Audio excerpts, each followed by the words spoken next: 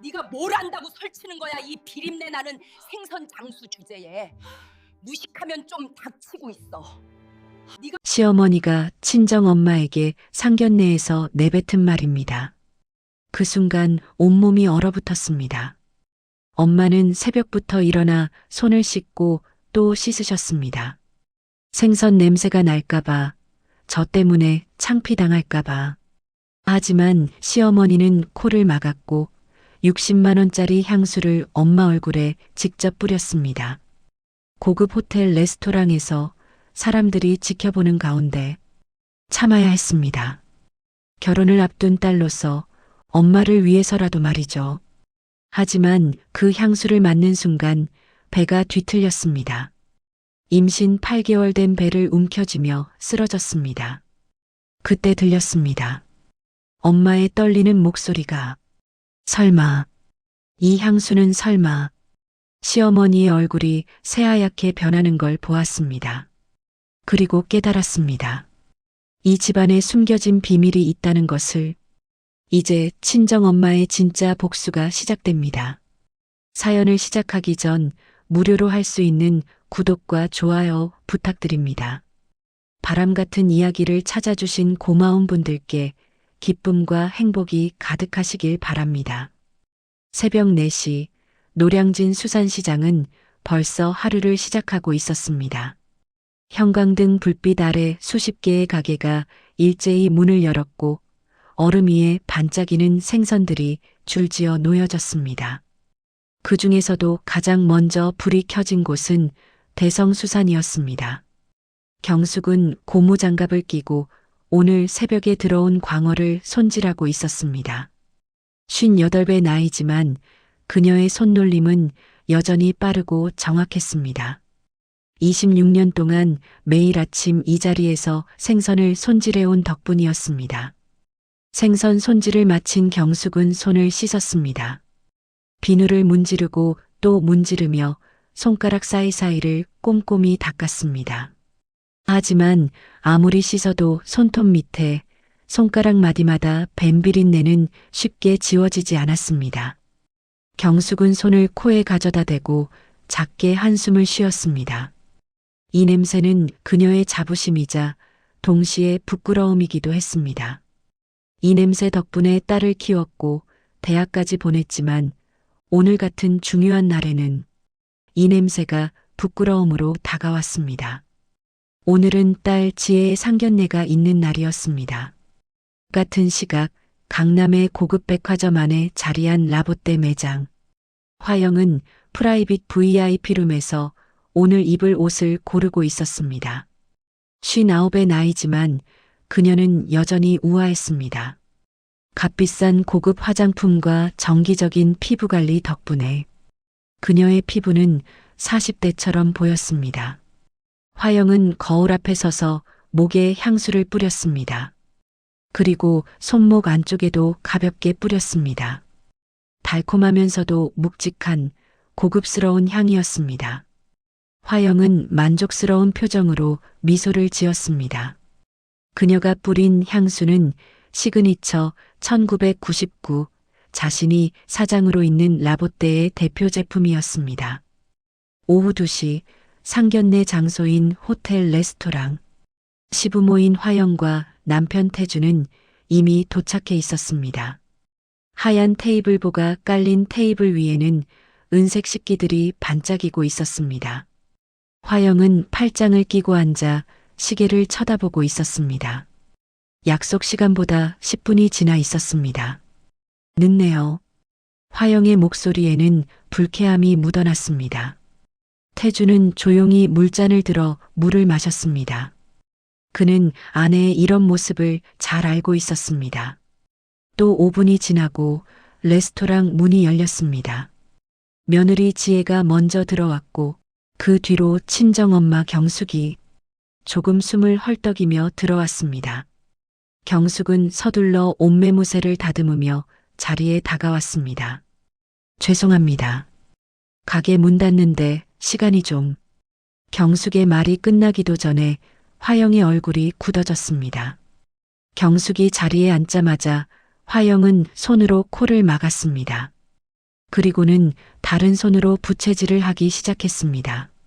사부인 TPO라는 걸 모르시나 봐요. 일의 중요함에 따라 시간, 장소, 상황을 고려해야죠. 이런 귀한 자리에 비린내를 풍기는 데다가 늦게까지 오시다니. 경숙의 얼굴이 빨갛게 달아올랐습니다. 손을 그렇게 씻고 또 씻었는데도 향수까지 뿌리고 왔는데도 냄새가 났던 걸까요? 경숙은 주먹을 쥐었다 폈습니다. 딸을 위해 참아야 했습니다. 화영은 가방에서 작은 향수병을 꺼냈습니다. 금색 뚜껑이 달린 우아한 병이었습니다. 시그니처 1999였습니다. 화영은 병 뚜껑을 열고 허공을 향해 향수를 뿌렸습니다. 달콤한 향이 퍼졌습니다. 이게 진짜 향이에요. 병당 60만 원짜리랍니다. 지혜는 불편한 표정으로 기침을 했습니다. 요즘 입덧이 심해서 냄새에 민감했던 겁니다. 임신 8개월째였습니다. 어머님, 그 향이 좀 독한 것 같아요. 지혜의 목소리는 조심스러웠습니다. 하지만 화영은 며느리의 말을 무시했습니다. 유난스럽긴. 이게 얼마나 비싼 건데. 화영은 이번에는 경숙을 향해 직접 향수를 뿌렸습니다. 생선 비린내 없애려면 이 정도는 뿌려주셔야죠. 한 번, 두 번. 향수 입자들이 경숙의 얼굴과 옷을 향해 날아갔습니다. 달콤하고 진한 향이 코를 찔렀습니다. 그 순간 경숙의 표정이 변했습니다. 그녀의 눈이 커졌고 입술이 굳게 다물어졌습니다. 뭔가를 떠올린 듯한 표정이었습니다. 이 향, 경숙의 목소리가 낮게 깔렸습니다. LM 24계열이군요. 순간 테이블 위에 정적이 흘렀습니다. 화영의 손이 멈췄습니다. 태준이 경숙을 날카롭게 쳐다보았습니다. 화영의 얼굴이 일그러졌습니다. 놀람과 분노가 뒤섞인 표정이었습니다. 그녀는 자리에서 벌떡 일어났습니다. 뭐라고요? 화영의 목소리가 떨렸습니다. 비린내 나는 생선 장사나 하는 주제에 뭘 안다고 아는 척이에요. 불쾌해서 같이 못 있겠네 정말. 여기서 당장 나가요. 남편이 말렸습니다. 진정해 당신. 다시 화영이 소리쳤습니다. 화영은 아주 예민하게 과민 반응을 보였습니다. 누가 봐도 이상해 보였지요. 여기 직원, 우리 협력 레스토랑이잖아요. 얼른 이 사람 내보내요. 그런데 그 순간 바로 옆에 앉아있던 지혜가 갑자기 배를 움켜쥐었습니다. 지혜의 얼굴이 창백하게 변했습니다. 그녀는 숨을 헐떡이며 테이블을 짚었습니다. 배가 너무 아파요. 지혜의 목소리는 거의 들리지 않을 정도로 작았습니다. 그녀의 몸이 옆으로 기울었습니다. 지혜야. 경숙이 소리쳤습니다. 그녀는 재빨리 일어나 쓰러지는 딸을 붙잡았습니다. 지혜는 경숙의 품에서 그대로 정신을 잃었습니다. 누가 구급차 좀 불러주세요. 얼른요. 경숙의 목소리가 레스토랑 안을 울렸습니다. 그녀는 떨리는 손으로 딸의 맥을 짚었습니다. 맥박이 약하게 느껴졌습니다. 테이블 위의 향수병은 여전히 달콤한 향을 뿜어내고 있었습니다. 하지만 이제 그 향은 더 이상 우아하지 않았습니다. 독처럼 느껴졌습니다. 태주는 휴대폰을 꺼내 급하게 전화를 걸었습니다. 여보세요. 구급차 좀 보내주세요. 강남 그랜드 호텔 레스토랑입니다. 경숙은 딸을 꼭 안고 있었습니다. 지혜의 차가운 이마를 어루만지며 작게 속삭였습니다. 괜찮아. 엄마가 있어. 괜찮을 거야. 하지만 경숙의 눈에는 공포가 가득했습니다.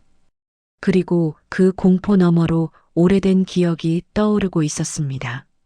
1999년 연구실, 그리고 한 남자의 죽음.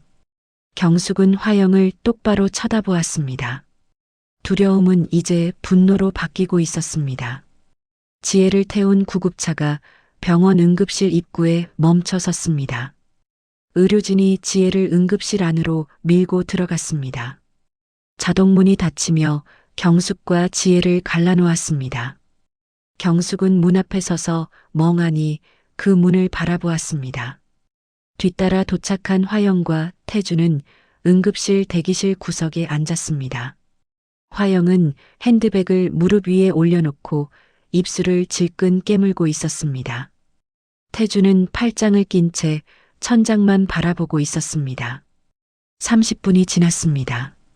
응급실 문이 열리고 의사가 나왔습니다. 그녀의 표정은 무거웠습니다. 보호자분 계신가요? 경숙이 급히 다가갔습니다. 네, 저요. 제가 환자 엄마예요. 의사는 차트를 보며 천천히 말했습니다. 산모가 특정 화학 성분에 급성 반응을 보였습니다. 임신 8개월인데 현재 자궁 수축이 시작됐어요. 경숙의 얼굴에서 핏기가 사라졌습니다. 그게 무슨 말씀이에요? 의사는 잠시 망설이다가 말했습니다. 조산 위험이 있습니다. 지금 당장 입원 조치를 취하고 상태를 지켜봐야 해요. 아기는 아직 태어날 시기가 아니니까요. 경숙의 다리에 힘이 풀렸습니다. 그녀는 벽을 짚고 겨우 몸을 지탱했습니다. 저희 딸은요? 지혜는 괜찮아요? 지금은 안정을 취하고 있습니다. 하지만 최소 2주일은 입원해야 할 것 같아요. 의사가 돌아간 뒤 경숙은 주저앉았습니다. 플라스틱 의자에 털썩 앉아 두 손으로 얼굴을 감쌌습니다. 시우 아버지인 태준이 천천히 경숙에게 다가왔습니다. 그는 양복 안주머니에서 흰 봉투를 꺼냈습니다. 두툼한 봉투였습니다. 이거, 태준은 봉투를 경숙 앞에 내밀었습니다. 치료비하고 당분간 필요한 거 쓰시라고요. 경숙은 고개를 들어 태준을 올려다보았습니다. 눈물로 얼룩진 얼굴이었습니다. 사돈, 이건 돈으로 해결할 일이 아니에요. 경숙의 목소리는 낮고 단호했습니다. 하지만 태주는 봉투를 경숙의 무릎 위에 올려놓고 돌아섰습니다. 바로 그때 화영이 벌떡 일어났습니다. 그녀는 빠른 걸음으로 경숙에게 다가왔습니다. 하이힐 굽이 바닥을 딱딱 치는 소리가 복도에 울렸습니다. 이게 다 당신 때문이야. 화영의 목소리는 날카로웠습니다. 대기실에 있던 다른 사람들이 고개를 돌렸습니다. 당신이 비린내 풍기며 재수없게 구니까 애가 놀란 거 아니야? 애는 또 왜 이렇게 비위가 약한 건지 원. 경숙은 천천히 일어섰습니다. 그녀는 화영을 똑바로 쳐다보았습니다. 뭐라고요? 어디서 근본도 없는 냄새를 묻히고 와서 우리 손주를 위험하게 만들어. 화영의 목소리가 점점 커졌습니다. 그녀의 얼굴은 분노로 붉게 달아올라 있었습니다. 경숙은 주먹을 쥐었습니다. 손톱이 손바닥을 파고들었지만 아프지 않았습니다.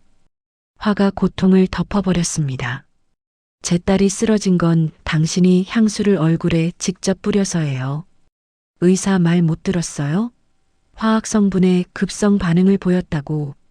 화영은 비웃었습니다. 화학 성분?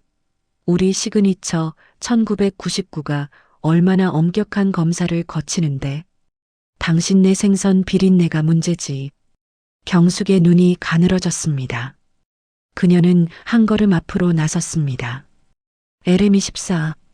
순간 화영의 표정이 굳어졌습니다. 태준도 고개를 돌려 경숙을 쳐다보았습니다. 그게 뭔지 당신이 모를 리 없잖아요. 1999년 연구실. 화영의 입술이 파르르 떨렸습니다. 그녀는 재빨리 표정을 바꿨습니다. 무슨 헛소리를 하는 거예요? 하지만 그녀의 목소리에는 동요가 묻어났습니다. 이번에는 태준이 나섰습니다. 그는 경숙과 화영 사이에 섰습니다. 그만하십시오. 두 분 다. 여기가 어디라고. 하지만 화영은 멈추지 않았습니다. 그녀는 다시 지혜가 입원한 병실 쪽을 가리켰습니다. 저의 지혜 말이야. 지 몸 하나 제대로 간수를 못해서 우리 가문에 오점을 남겨. 화영은 바닥에 떨어진 돈봉투를 집어들었습니다. 그리고는 병실 문을 벌컥 열고 들어갔습니다. 경숙이 뒤따라 들어갔습니다. 병실 안 지혜는 침대에 누워 링거를 맞고 있었습니다. 눈을 뜨고 있었지만 초점이 흐릿했습니다. 남편 시우가 침대 옆 의자에 앉아 아내의 손을 잡고 있었습니다. 화영은 돈봉투를 침대 위로 던졌습니다. 봉투가 이불 위에 떨어지며 둔탁한 소리를 냈습니다. 이거 받고 당장 떨어져. 우리 아들한테는 네가 아깝거든. 지혜의 눈에 눈물이 고였습니다. 그녀는 고개를 돌려 시우를 바라보았습니다. 시우는 어머니를 믿을 수 없다는 표정으로 쳐다보았습니다. 어머니, 지금 무슨 말씀을? 넌 가만히 있어, 시우야. 이건 어른들 문제야. 화영은 지혜를 내려다보았습니다. 우리 집안 망신시킬 셈이야? 벌써부터 이 모양이면 앞으로 어떻게 하려는 건지 원. 경숙이 앞으로 나섰습니다. 그녀는 침대 위에 돈봉투를 집어들었습니다. 봉투가 묵직했습니다. 경숙은 봉투의 무게를 느끼며 화영을 똑바로 쳐다보았습니다. 이 돈. 경숙의 목소리는 차갑게 가라앉아 있었습니다. 당신네 더러운 돈 필요 없어요. 경숙은 돈봉투를 화영의 얼굴을 향해 던졌습니다. 봉투가 화영의 가슴팍에 부딪혔습니다. 화영이 비틀거렸습니다. 봉투에서 돈다발 몇 개가 쏟아져 바닥에 떨어졌습니다. 뭐야 지금? 예의 없게. 화영이 소리쳤습니다. 경숙은 한 걸음 더 다가섰습니다. 두 사람 사이의 거리가 좁혀졌습니다. 경숙의 눈빛은 타오르고 있었습니다. 당신이 26년 전에 훔쳐간 건 레시피만이 아니에요. 경숙의 목소리가 떨렸습니다. 분노 때문인지 슬픔 때문인지 알 수 없었습니다. 내 동료의 목숨이었어. 최민규, 그 사람 기억나요? 화영의 얼굴이 창백해졌습니다. 그녀는 뒤로 한 걸음 물러섰습니다. 당신, 지금 무슨 소리야? 닥쳐요. 경숙이 처음으로 목소리를 높였습니다. 병실 안에 모든 사람이 얼어붙었습니다. 내 딸이 그 독한 향수 때문에 쓰러진 거예요. 26년 전 민규 씨가 경고했던 그 성분. LM24 말이에요. 시우가 자리에서 일어났습니다. 그의 얼굴에는 충격이 가득했습니다. 엄마, 그게 무슨 말이에요? 경숙은 시우를 바라보았습니다. 자네 부모가 지금까지 감춰온 진실이야. 시그니처 1999, 그 향수는 처음부터 문제가 있었어. 태준이 병실 안으로 들어왔습니다. 그는 화영의 팔을 잡았습니다. 여보, 이만 가자. 여기서 이러지 말고. 하지만 화영은 움직이지 않았습니다. 그녀는 경숙을 노려보고 있었습니다. 경숙은 딸에게로 다가가 지혜의 손을 잡았습니다. 차가운 손이었습니다. 이제 증거로 싸우겠습니다. 살려면 그래야겠군요. 경숙의 목소리는 단호했습니다. 그녀는 화영을 마지막으로 한번 쳐다보았습니다. 26년 동안 숨겨왔던 진실, 이제 다 드러날 거예요. 각오하세요. 화영과 태준이 병실을 나갔습니다. 문이 닫히는 소리가 무겁게 울렸습니다. 시우는 침대 옆에 서서 아내를 내려다보았습니다. 지혜는 작게 울고 있었습니다. 시우는 장인어른 경숙을 바라보았습니다. 어머님, 도대체 무슨 일이 있었던 거예요? 경숙은 창밖을 바라보았습니다. 밤이 깊어가고 있었습니다. 긴 이야기야. 하지만 이제는 말해야 할 때가 온 것 같구나. 경숙의 눈빛에는 결심이 서려 있었습니다. 밤 11시, 노량진 수산시장은 고요했습니다. 낮의 소란스러움은 온데간데였고 가로등만이 텅 빈 골목을 비추고 있었습니다. 대성수산의 셔터는 내려져 있었고 안쪽에서는 희미한 불빛만 새어나오고 있었습니다. 경숙은 가게 안에 홀로 앉아 있었습니다. 병원에서 돌아온 지 1시간쯤 지났을까요? 딸 지혜는 안정을 찾았지만 여전히 입원 중이었습니다. 경숙은 플라스틱 의자에 앉아 멍하니 형광등을 올려다보고 있었습니다. 천천히 자리에서 일어났습니다. 그녀는 가게 뒤편으로 걸어갔습니다. 작업실과 냉동 창고가 있는 곳이었습니다. 냉동 창고 문 앞에 섰습니다. 경숙은 잠시 망설였습니다. 26년 동안 한 번도 열어보지 않았던 곳이었습니다. 아니, 열고 싶지 않았던 곳이었죠. 하지만 이제는 달랐습니다. 딸이 쓰러졌고 손주가 위험에 처했습니다. 더 이상 과거를 묻어둘 수만은 없었습니다. 경숙은 깊게 숨을 들이쉬고 문을 열었습니다. 냉동고 안은 영하 40도였습니다. 하얀 냉기가 밖으로 쏟아져 나왔습니다. 경숙은 두꺼운 파카를 걸치고 안으로 들어갔습니다. 냉동고 안은 생각보다 넓었습니다. 벽면을 따라 선반이 설치되어 있었고 그 위에는 냉동 생선 상자들이 차곡차곡 쌓여 있었습니다. 경숙은 손전등을 켜고 안쪽으로 걸어 들어갔습니다. 발걸음을 옮길 때마다 바닥에 얼음이 밟혔습니다. 냉동고 가장 안쪽 구석에 경숙은 멈춰 섰습니다. 다른 상자들과는 달리 그곳에는 작은 금속 상자가 하나 놓여 있었습니다. 스테인리스 상자였습니다. 크기는 신발 상자 정도였고 표면에는 하얀 서리가 두껍게 얼어붙어 있었습니다. 경숙은 무릎을 꿇고 앉았습니다. 차가운 바닥의 냉기가 무릎을 통해 올라왔지만 신경 쓰이지 않았습니다. 그녀는 장갑을 낀 손으로 상자 표면의 서리를 털어냈습니다. 서리가 가루처럼 흩어졌습니다. 상자의 뚜껑에는 납으로 봉인된 자물쇠가 달려 있었습니다. 26년 전 경숙이 직접 봉인한 것이었습니다. 다시는 열지 않겠다고, 이 기억을 영원히 묻어두겠다고 다짐하며 잠근 자물쇠였죠. 경숙의 손이 떨렸습니다. 장갑 안에서 손가락이 부들부들 떨리는 게 느껴졌습니다. 그녀는 눈을 감았습니다. 그리고 깊게 숨을 쉬었습니다. 차가운 공기가 폐 속으로 들어왔습니다. 민규 씨, 경숙의 입에서 작은 목소리가 새어나왔습니다. 26년 만에 부르는 이름이었습니다. 그 이름을 부르자 눈앞에 한 남자의 얼굴이 떠올랐습니다.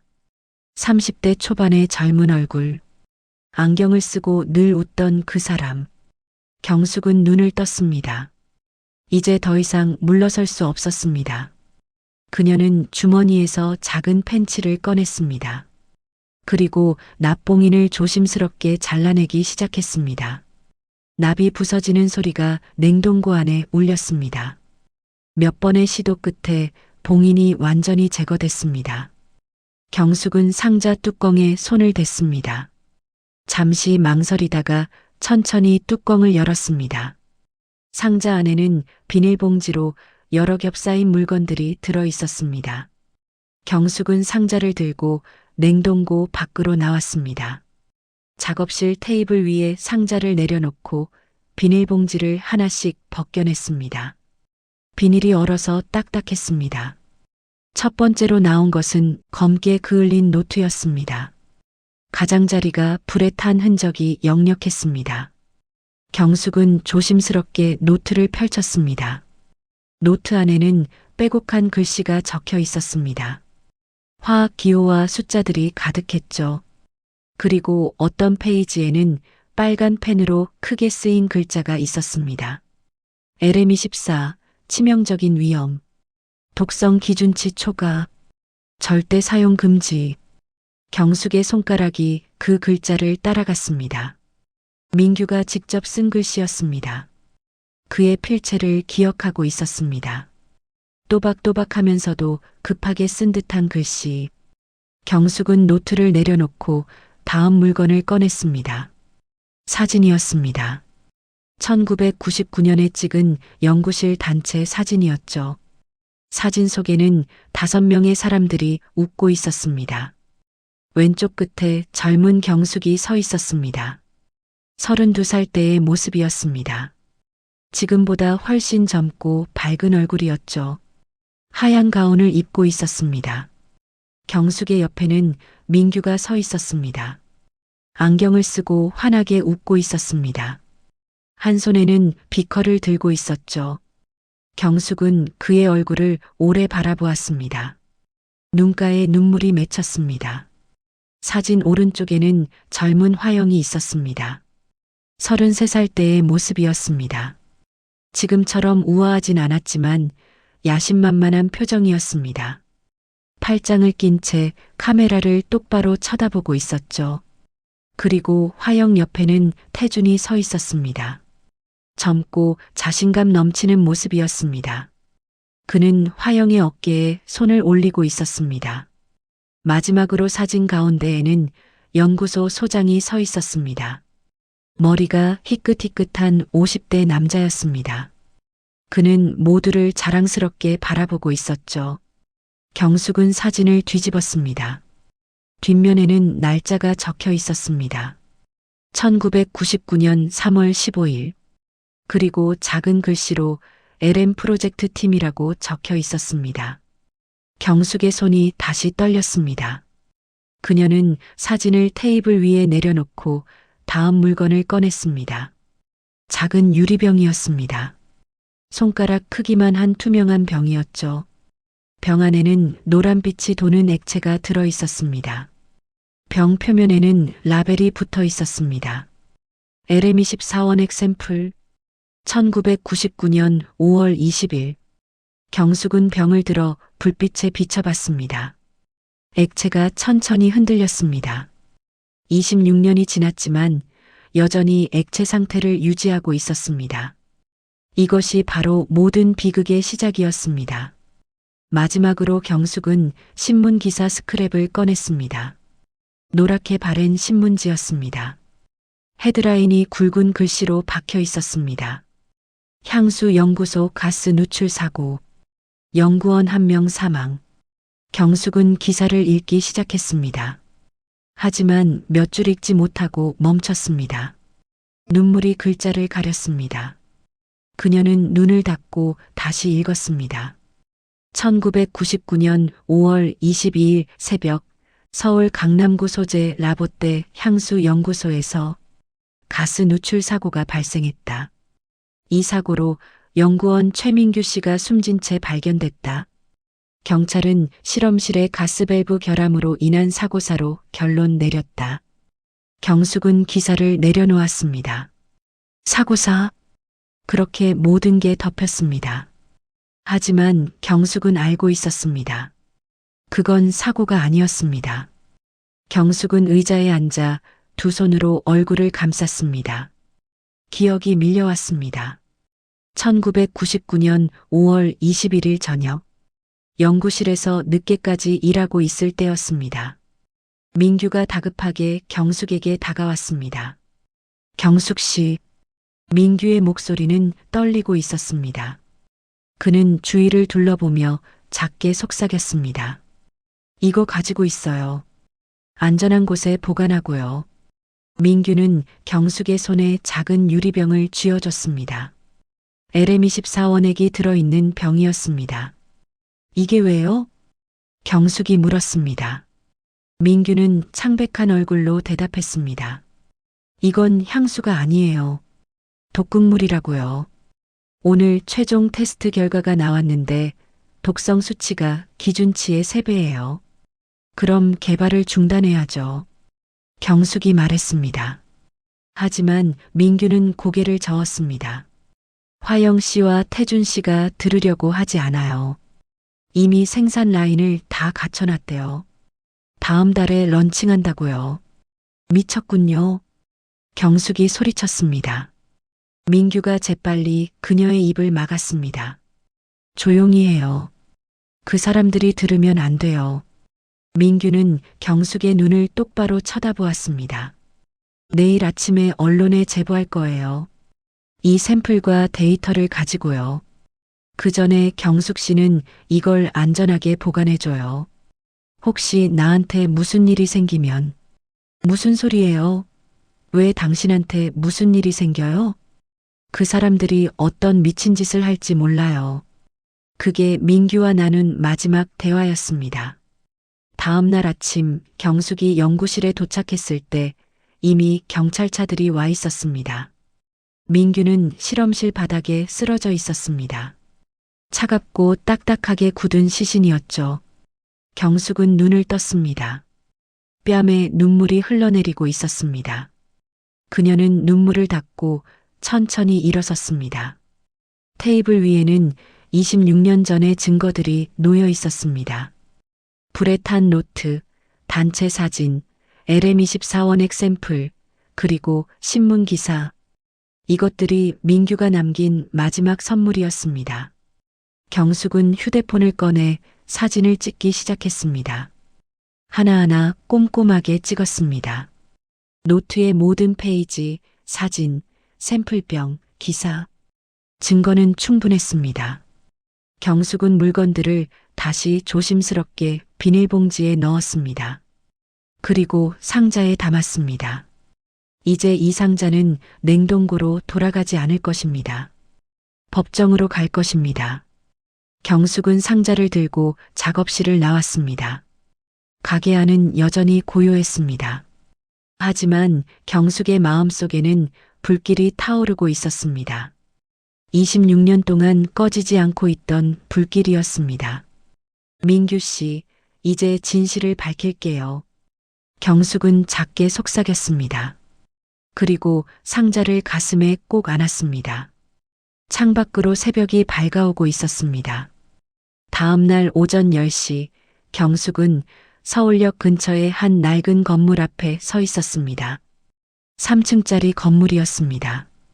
회색 페인트가 벗겨진 외벽, 녹슨 철문. 건물 입구에는 작은 간판이 걸려 있었습니다. 백동진 탐정사무소. 경숙은 가슴에 품고 온 서류 봉투를 꼭 쥐었습니다. 봉투 안에는 어젯밤 냉동고에서 꺼낸 증거들의 복사본이 들어 있었습니다. 원본은 집 금고에 안전하게 보관했죠. 경숙은 깊게 숨을 들이쉬고 철문을 밀었습니다. 문에는 백동진 탐정사무소라고 적힌 종이가 붙어 있었습니다. 경숙은 문을 두드렸습니다. 들어오세요. 안에서 굵은 목소리가 들렸습니다. 경숙은 문을 열고 들어갔습니다. 사무실은 생각보다 작았습니다. 책상 하나, 의자 2개, 그리고 벽면을 가득 채운 서류 캐비닛. 담배 냄새가 희미하게 났습니다. 책상 뒤에는 50대 중반으로 보이는 남자가 앉아 있었습니다. 남자는 회색빛이 도는 머리를 뒤로 넘긴 채 경숙을 바라보고 있었습니다. 얼굴에는 주름이 깊게 패여 있었고 눈가에는 피로가 서려 있었습니다. 하지만 그 눈빛만큼은 날카로웠습니다. 백동진입니다. 전화하신 분이시죠? 남자가 일어서며 손을 내밀었습니다. 경숙은 그의 손을 잡았습니다. 거친 손이었습니다. 네, 제가 문경숙입니다. 경숙은 의자에 앉았습니다. 동진도 자리에 앉으며 경숙을 유심히 쳐다보았습니다. 전화로는 자세한 얘기를 안 하셨는데 무슨 일이십니까? 경숙은 가방에서 오래된 명함 하나를 꺼냈습니다. 노랗게 바랜 명함이었습니다. 명함을 책상 위에 내밀었습니다.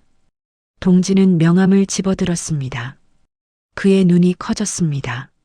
이건 26년 전에 받은 명함이에요. 기억하세요? 동진은 명함을 한참 들여다보았습니다. 그리고 천천히 고개를 들어 경숙을 바라보았습니다. 혹시 라보떼 연구소에서 일하셨던? 네, 맞아요.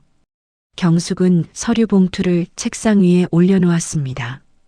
동진의 시선이 봉투로 향했습니다. 이게 뭡니까? 증거예요. 26년 전 당신이 취재하려다가 중단했던 그 사건의 증거. 동진의 얼굴이 굳어졌습니다. 그는 담배를 하나 꺼내 입에 물려다가 멈췄습니다. 그리고 다시 담배를 책상 위에 내려놓았습니다. 열어봐도 됩니까? 그러세요. 동진은 봉투를 열었습니다. 안에서 서류들을 꺼내 하나씩 펼쳐봤습니다. 동진의 손이 떨리기 시작했습니다. 그는 서류를 한 장 한 장 넘기며 읽었습니다. 얼굴색이 점점 창백해졌습니다. 이건 동진은 조약 노트 복사본을 들어 올렸습니다. LM24라고 빨간 펜으로 크게 쓰인 페이지였습니다. 최민규 연구원이 직접 쓴 거예요. 독성 기준치를 초과했다는 경고였죠. 동진은 서류를 내려놓고 두 손으로 얼굴을 감쌌습니다. 잠시 침묵이 흘렀습니다. 그는 깊게 한숨을 쉬고 손을 내렸습니다. 사실 26년 전 제가 이 사건을 취재하고 있었습니다. 동진의 목소리가 낮게 깔렸습니다. 최민규 씨 죽음이 단순 가스 누출 사고가 아니라는 제보를 받았어요. 그래서 깊게 파기 시작했죠. 연구소 관계자들을 인터뷰하고 자료를 모으고 동진은 창밖을 바라보았습니다. 그런데 어느 날 갑자기 윗선에서 취재 중단 명령이 떨어졌어요. 그냥 중단이 아니라 모든 자료를 폐기하라는 명령이었죠. 왜요? 압력이 들어왔답니다. 어디선가 큰 압력이. 저는 신입 기자였고 당시에는 거역할 수 없었어요. 26년 동안 그 일이 가슴에 걸렸습니다. 제대로 파헤치지 못한 게 평생 후회로 남았는데 이런 일이 있었군요. 경숙은 동진을 바라보았습니다. 그의 눈에는 분노와 회한이 뒤섞여 있었습니다. 이제라도 밝힐 수 있어요. 경숙의 목소리는 단호했습니다. 이 증거들로 다시 시작할 수 있어요. 26년 전 진실을.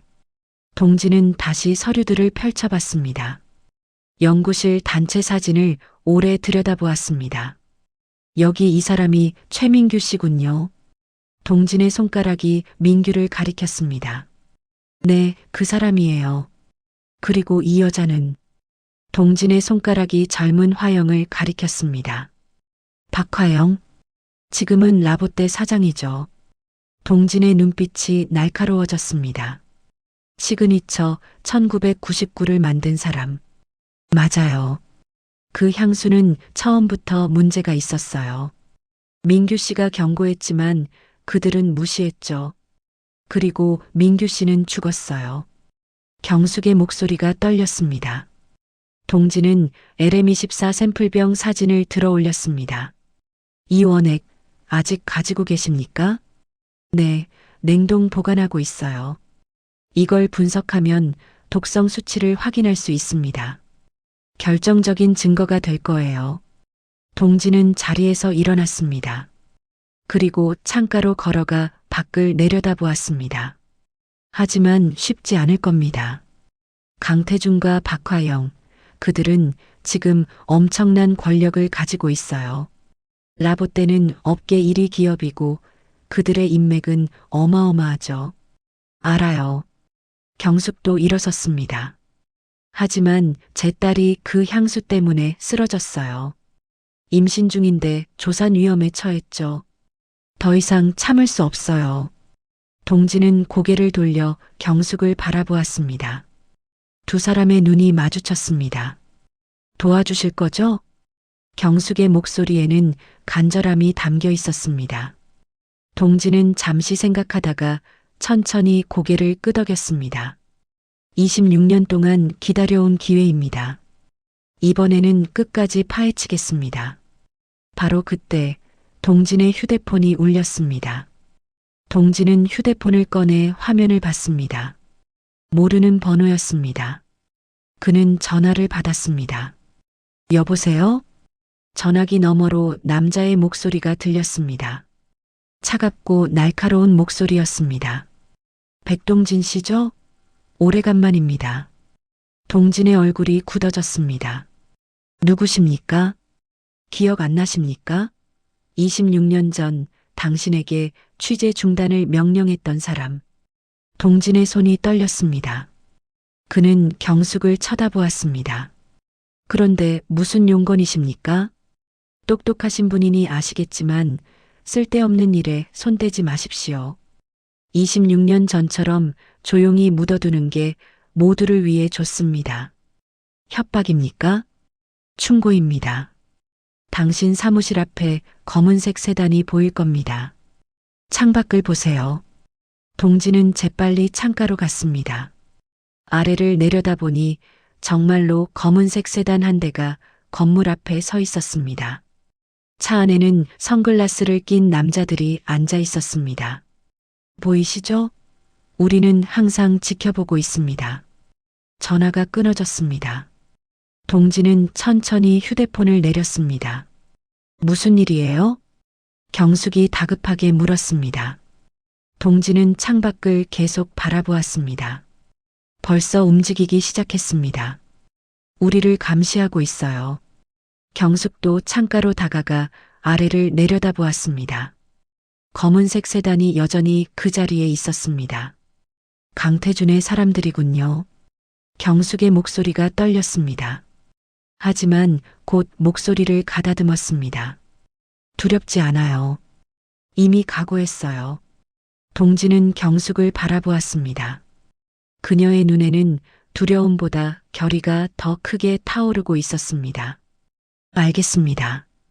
그럼 조심스럽게 움직여야 해요. 일단 이 증거들을 안전한 곳에 보관하고 변호사를 구해야 합니다. 변호사요? 네, 법적으로 싸우려면 전문가가 필요해요. 제가 아는 사람이 있습니다. 믿을 만한 변호사입니다. 동지는 책상으로 돌아가 수첩을 꺼냈습니다. 그리고 번호를 하나 적어 경숙에게 건넸습니다. 이 사람한테 연락하세요. 제 이름을 말하면 도와줄 겁니다. 경숙은 종이를 받아 가방에 넣었습니다. 고맙습니다. 아니에요. 제가 해야 할 일을 이제야 하는 겁니다. 동지는 서류들을 다시 봉투에 넣었습니다. 일단 오늘은 여기까지 하시죠. 조심해서 가세요. 뒤따라오는 사람이 있는지 꼭 확인하고요. 경숙은 고개를 끄덕이고 자리에서 일어났습니다. 동진도 일어나 경숙을 문까지 배웅했습니다. 연락하겠습니다. 네, 기다리겠습니다. 경숙이 문을 나갔습니다. 동진은 문을 닫고 다시 창가로 갔습니다. 경숙이 건물을 나와 길을 걷는 모습이 보였습니다. 그리고 검은색 세단도 천천히 움직이기 시작했습니다. 동진의 주먹이 꽉 쥐어졌습니다. 이번에는 절대 놓치지 않겠어. 반드시 진실을 밝혀야겠어. 그는 작게 중얼거리며 책상으로 돌아갔습니다. 26년 전의 기억이 다시 떠올랐습니다. 그리고 이번에는 끝까지 싸울 각오를 다졌습니다. 같은 날 오후 3시 강남 라보떼 본사 회장실. 태주는 넓은 책상 앞에 앉아 서류를 보고 있었습니다. 하지만 글자가 눈에 들어오지 않았습니다. 상견례 날 경숙이 했던 말이 계속 머릿속을 맴돌았습니다. LM24. 그 단어가 귓가에서 떠나지 않았습니다. 태주는 서류를 내려놓고 관자놀이를 주물렀습니다. 두통이 왔습니다. 노크 소리가 들렸습니다. 들어와. 문이 열리고 비서 김 과장이 들어왔습니다. 40대 중반의 단정한 남자였습니다. 그는 태준의 오른팔 역할을 하는 사람이었죠. 회장님, 말씀하신 조사 결과가 나왔습니다. 김 과장은 태블릿을 태준 앞에 내밀었습니다. 화면에는 여러 장의 사진이 떠 있었습니다. 태준은 태블릿을 받아들었습니다. 첫 번째 사진은 경숙이 어느 건물에 들어가는 모습이었습니다. 두 번째 사진은 건물 간판이었습니다. 백동진 탐정사무소. 태준의 눈빛이 날카로워졌습니다. 백동진이라. 이 사람이 누군가? 예전 신문기자였습니다. 지금은 흥신소를 운영하고 있죠. 김 과장이 설명했습니다. 그런데 특이한 점이 있습니다. 이 사람 1999년에 저희 연구소 사건을 취재했던 기자입니다. 태준의 손이 멈췄습니다. 그는 천천히 고개를 들어 김 과장을 쳐다보았습니다. 뭐라고? 최민규 씨 사망 사건이요. 그때 이 백동진이라는 기자가 취재를 시작했다가 중단됐습니다. 태준은 자리에서 일어났습니다. 그리고 창가로 걸어갔습니다. 문경숙과 백동진이 만났다는 건 태준의 목소리가 낮게 깔렸습니다. 움직이기 시작했다는 얘기군. 어떻게 하시겠습니까? 김 과장이 조심스럽게 물었습니다. 태준은 한참을 침묵했습니다. 그리고 천천히 돌아섰습니다. 계속 지켜보게. 그들이 누구를 만나는지, 어디로 가는지, 모든 걸 보고하도록. 알겠습니다. 김 과장이 나가려는 순간 태준이 다시 불렀습니다. 그리고 김 과장. 예, 회장님. 조용히 처리하게. 소란 피우지 말고. 김 과장은 고개를 끄덕이고 방을 나갔습니다. 문이 닫히자 태준은 다시 창밖을 바라보았습니다. 그의 머릿속에는 1999년의 기억이 떠올랐습니다. 연구실, 민규의 경고, 그리고 그날 밤. 태준은 고개를 저었습니다. 생각하고 싶지 않았습니다. 같은 시각 라보떼 본사 12층 마케팅부. 시우는 자신의 사무실에 앉아 컴퓨터 화면을 응시하고 있었습니다. 화면에는 회사 내부 데이터베이스가 떠 있었습니다. 시우는 검색창에 LM24라고 입력했습니다. 빨간 글씨가 떠올랐습니다. 접근 제한. 1급 기밀 자료입니다. 시우의 눈썹이 찌푸려졌습니다. 그는 다시 시도했습니다. 하지만 결과는 같았습니다. 접근이 차단됐습니다. 뭔가 이상했습니다. 그는 마케팅 총괄 이사였습니다. 회사의 거의 모든 자료에 접근할 수 있는 권한이 있었죠. 하지만 LM24만은 볼 수 없었습니다. 시우는 자리에서 일어났습니다. 그리고 복도로 나왔습니다. 직원들이 바쁘게 오가고 있었습니다. 시우는 엘리베이터를 타고 지하 1층으로 내려갔습니다. 지하 1층에는 자료실이 있었습니다. 오래된 문서들과 물리적 자료들이 보관된 곳이었죠. 요즘은 거의 사용하지 않는 곳이었습니다. 자료실 문을 열었습니다. 먼지 냄새가 났습니다. 형광등을 켰습니다. 깜빡거리는 불빛 아래 수십 개의 선반이 줄지어 서 있었습니다. 시우는 선반 사이를 걸어다니며 라벨을 확인했습니다. 1995년, 1996년, 1997년. 시우는 1999년 섹션 앞에서 멈췄습니다. 선반에는 두꺼운 파일 박스들이 놓여 있었습니다. 시우는 하나씩 박스를 꺼내 열어봤습니다. 회계장부, 인사기록, 제품 개발 문서. 세 번째 박스를 열었을 때였습니다. 안에서 작은 USB가 하나 굴러 나왔습니다. 먼지가 잔뜩 쌓인 USB였습니다. 시우는 USB를 집어들었습니다. 라벨이 붙어 있었습니다. 시그니처 1999 런칭 원본 아카이브. 1999년 6월. 시우의 심장이 빠르게 뛰기 시작했습니다. 그는 주위를 둘러보았습니다. 아무도 없었습니다. 시우는 USB를 주머니에 넣었습니다. 다음 날 오전, 시우는 회사 밖 개인 카페에 앉아 있었습니다. 그의 앞에는 노트북이 놓여 있었습니다. 시우는 주머니에서 USB를 꺼냈습니다. 손이 떨렸습니다. 뭔가 열어서는 안 될 것을 여는 기분이었습니다. 하지만 시우는 USB를 노트북에 꽂았습니다. 파일 목록이 떠올랐습니다.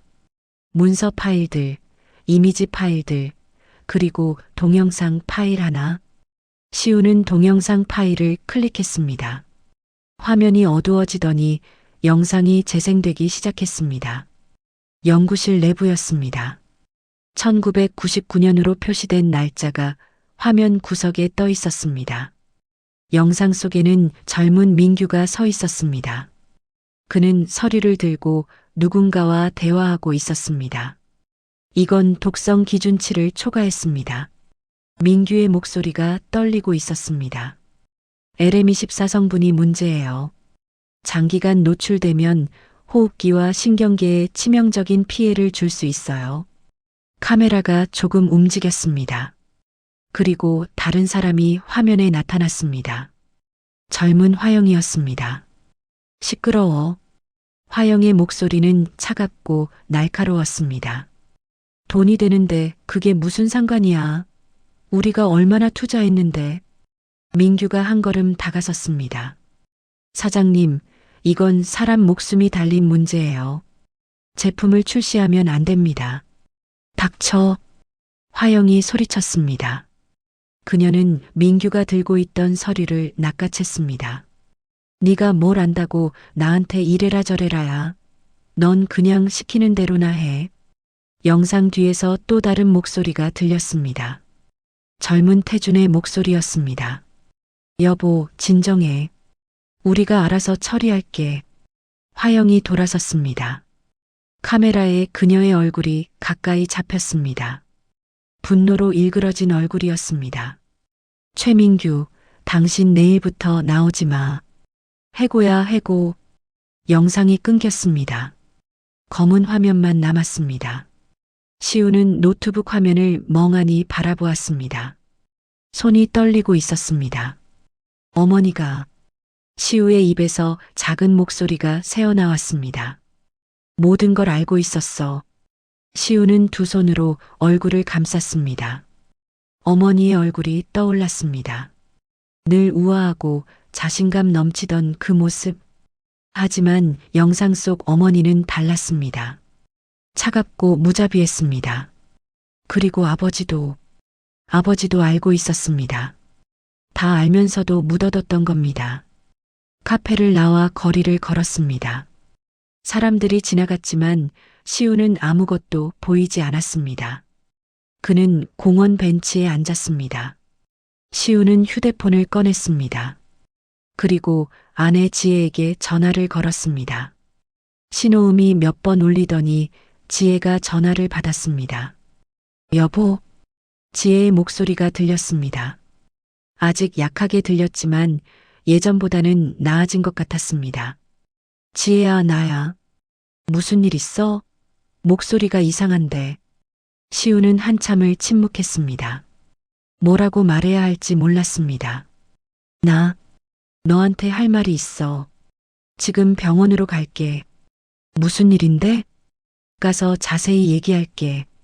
시우는 전화를 끊었습니다. 그리고 벤치에서 일어났습니다. 결심이 섰습니다. 부모님이 저지른 일을 바로 잡아야 했습니다. 그것이 남편으로서 그리고 한 사람으로서 해야 할 일이었습니다. 시우는 병원을 향해 걸어가기 시작했습니다. 주머니 속 USB가 묵직하게 느껴졌습니다. 다음 날 아침 7시 경숙은 백동진과 함께 서울 외곽의 한 작은 식당에 앉아 있었습니다.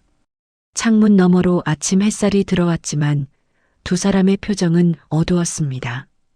테이블 위에는 펼쳐진 노트와 사진들이 놓여 있었습니다. 동진은 오래된 수첩을 넘기며 말했습니다. 1999년 당시 연구소에 있던 사람들을 다시 찾아봐야 합니다. 증언을 확보해야 해요. 경숙은 고개를 끄덕였습니다. 그녀의 손가락이 단체 사진을 가리켰습니다. 여기 있던 사람들 중에 아직도 연락이 닿는 사람이 있을까요? 조사해 봤습니다. 대부분 이민을 가거나 연락이 끊겼어요. 하지만 한 명이 있습니다. 동진은 사진 속 한 사람을 가리켰습니다.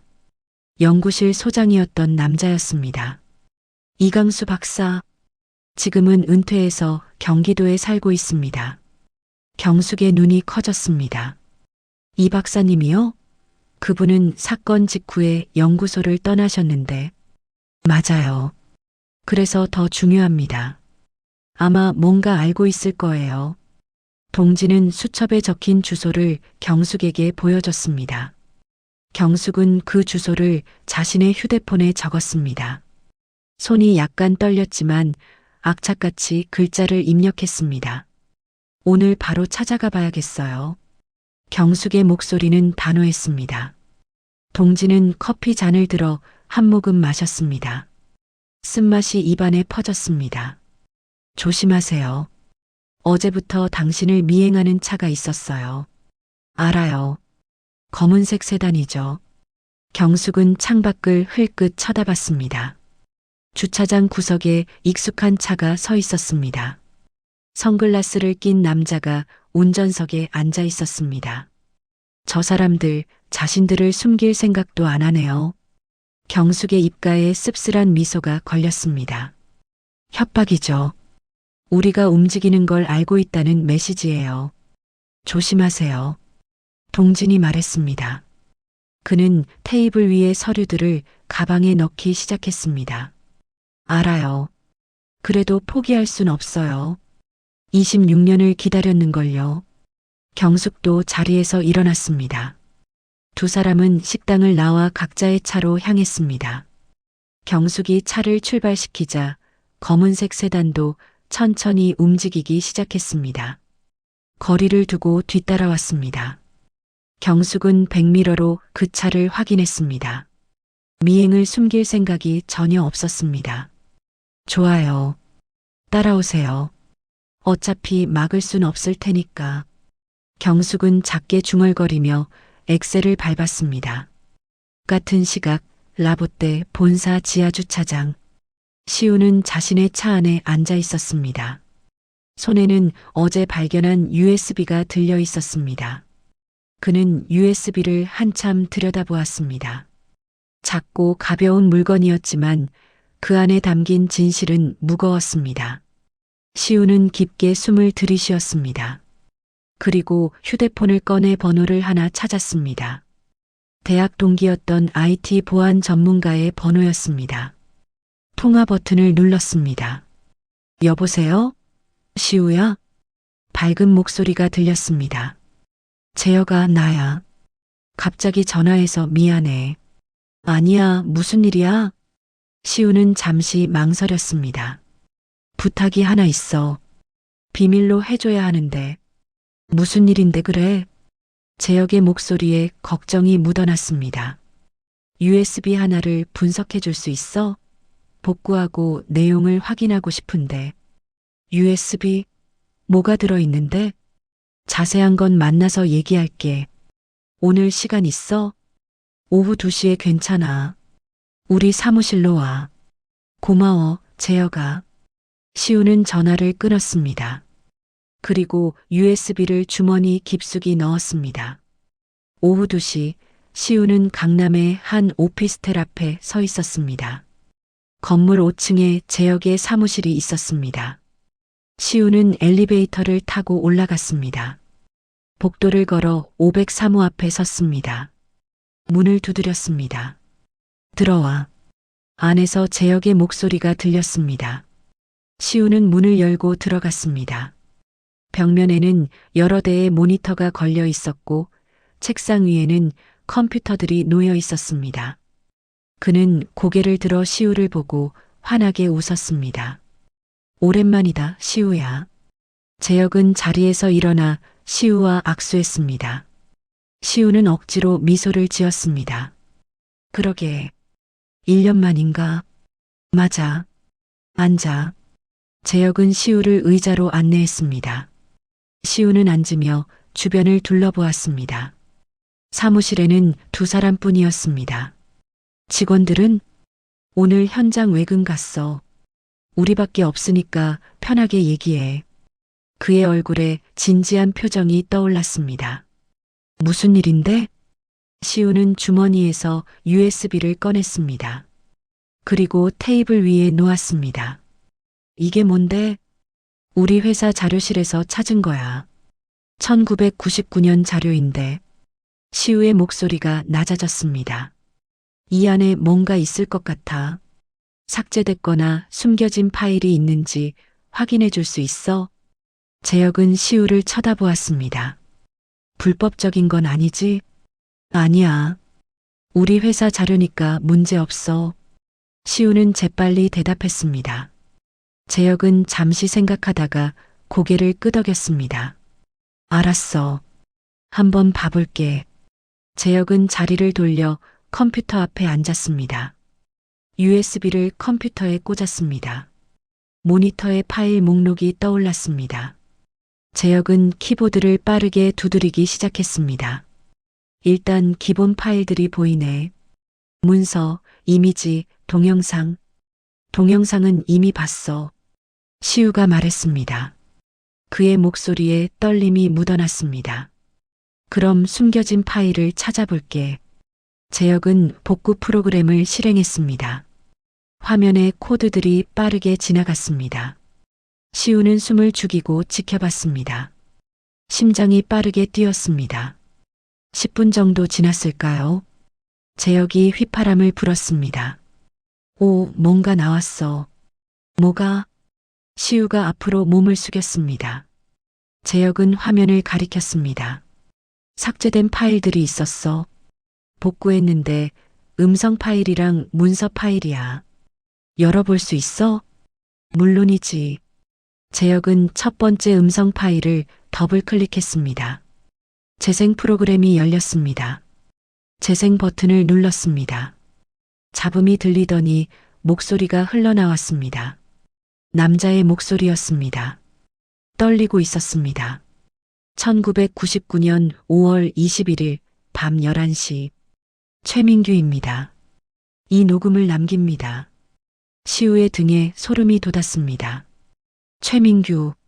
장모님이 말했던 그 이름이었습니다. LM24 성분의 최종 테스트 결과가 나왔습니다. 독성 수치가 기준치의 3배입니다. 이 물질은 장기간 노출 시 호흡기 손상과 신경계 이상을 유발합니다. 민규의 목소리는 계속됐습니다. 저는 오늘 박화영 사장과 강태준 이사에게 생산 중단을 요청했습니다. 하지만 그들은 저의 요청을 완벽히 무시했습니다. 이미 너무 많은 돈을 투자했다고, 지금 멈출 수 없다고 했습니다. 음성이 잠시 멈췄습니다. 숨소리만 들렸습니다. 거칠고 불안한 숨소리였습니다. 저는 두렵습니다. 그들이 저를 어떻게 할지 모르겠습니다. 만약 제게 무슨 일이 생긴다면 이 녹음이 증거가 되길 바랍니다. 진실은 반드시 밝혀져야 합니다. 음성 파일이 끝났습니다. 사무실에 정적이 흘렀습니다. 이거 진짜야? 재혁이 조심스럽게 물었습니다. 시우는 고개를 끄덕였습니다. 재혁은 다음 파일을 열었습니다. 문서 파일이었습니다. 제목은 LM24 독성 보고서 최종본이었습니다. 문서에는 화학 기호와 수치들이 빼곡하게 적혀 있었습니다. 그리고 마지막 페이지에는 빨간 글씨로 큰 문장이 적혀 있었습니다. 경고. 본 물질은 인체에 유해함. 제품 생산 즉시 중단 요망. 시우는 화면을 한참 바라보았습니다. 눈시울이 뜨거워졌습니다. 부모님이 모든 걸 알고 있었습니다. 위험하다는 걸, 사람들에게 해롭다는 걸. 그런데도 제품을 출시했습니다. 돈 때문에. 시우야, 근데 넌 지금 왜 이걸 하는 거야? 재혁의 목소리가 걱정스럽게 들렸습니다. 이거 엄청 위험한 거 아니야? 너한테도, 너희 부모님한테도? 시우는 고개를 들어 친구를 바라보았습니다. 나도 알아. 하지만 해야 해. 내 아내가 그 향수 때문에 쓰러졌어. 임신 중인데 조산 위험에 처했다고. 재혁의 얼굴이 굳어졌습니다. 그게 이 LM24 때문이라고? 그런 것 같아. 장모님이 그러셨어. 이 성분이 문제라고. 시우는 자리에서 일어났습니다. 이 파일들 복사해 줄 수 있어? 시우가 돌아서며 물었습니다. 재혁은 고개를 끄덕였습니다. 물론이지. USB에 따로 저장해 줄게. 그리고 클라우드에도 백업해 두는 게 좋겠어. 고마워, 재혁아. 시우는 다시 의자에 앉았습니다. 재혁은 파일들을 복사하기 시작했습니다. 10분 후 재혁은 새 USB를 시우에게 건넸습니다. 다 복사했어. 원본이랑 복구한 파일들 전부 들어있어. 시우는 USB를 받아 주머니에 넣었습니다. 그리고 꼭 비밀로 해줘. 아무한테도 말하지 마. 당연하지. 나 믿어. 재혁은 시우의 어깨를 두드렸습니다. 조심해, 시우야, 이런 일은 정말 위험할 수 있어. 응, 알아. 고맙다.